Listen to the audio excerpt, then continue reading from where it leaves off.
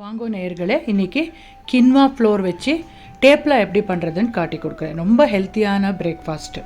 இந்த கின்வா ஃப்ளோர் எல்லா ஆன்லைன் ஷாப்பிங்லையும் கிடைக்கும், சூப்பர் மார்க்கெட்டுகளில் கிடைக்கும். நீங்கள் அமேசானில், பிளிங்கிட்டில் வர வச்சுக்கலாம். 1 kg பேக்கெட் வாங்கிட்டாக்கா நீங்கள் 20 டைம்ஸ் பண்ணலாம். அந்த அளவுக்கு இது ஒதுகிறது. ஓகே, எப்படி பண்ணுறதுன்னு பார்க்கலாம். எவ்வளோ தேவையோ அவ்வளோ கின்வா மாவு ஒரு பேசனில் போட்டுண்டு அதுக்கு தேவையான கேரட்டு, வெங்காயம் பொடியாக நெருக்கி சேர்த்துக்கணும். பச்சை மிளகா, அப்புறமா புதினா தழை, கொத்தமல்லி தழை எல்லாம் சேர்த்துட்டு மசாலா பவுடர் சேர்த்துட்டுருக்கேன் பாருங்க. ஒரு 1/4 டீஸ்பூன் கட்டுமிளகா பொடி, தனியாத்தூள், அஜ்வைன், அப்புறம் மிளகுத்தூள், பெருங்காயம், மஞ்சப்பொடி எல்லாம் ஹெல்த்தியான இன்க்ரீடியன்ட் சேர்த்துட்டு 1 கரண்டி அளவுக்கு தயிர் சேர்க்கணும். மெயினாக இதுக்கு தயிர் தான் இம்பார்ட்டண்ட்டு. முதல்ல தயிர் சேர்த்துட்டு புளிப்பு இல்லாமல் கட்டி தயிர் சேர்க்கணும். அதை சேர்த்துட்டு ஃபஸ்ட்டு மாவோட மிக்ஸ் பண்ணிக்கோங்க. ஏன்னா அந்த கேரட்டு, வெங்காயம், அப்புறம் மசாலா பவுடர் எல்லாம் சேர்த்துருக்கோம் இல்லையா, எள், மிளகுப்பொடி எல்லாமே இருக்குது இதில்.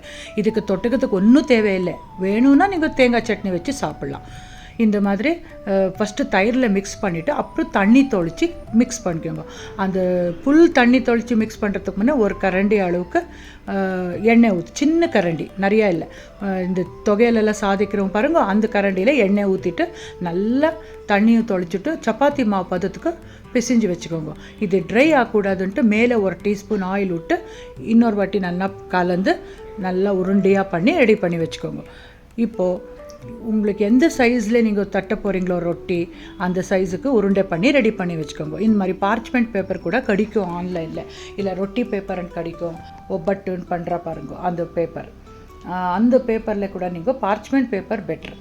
அதை தட்டிட்டு இந்த மாதிரி சூடான தவாலே காய்ச்சி 2 பக்கமும் நல்லா வேக வச்சு எடுத்தாக்கா சூப்பராக டேப்லாம் ரெடி ஆகிடும். Very very healthy.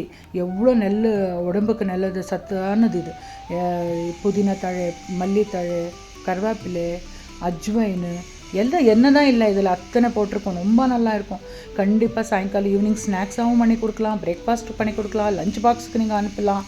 தொகையில் ஒன்றும் வேண்டாம், வேணும்னா பண்ணிக்கலாம். கண்டிப்பாக பண்ணி ட்ரை பண்ணிவிட்டு எப்படி வந்ததுன்னு சொல்லுங்கள் ஃப்ரெண்ட்ஸ்.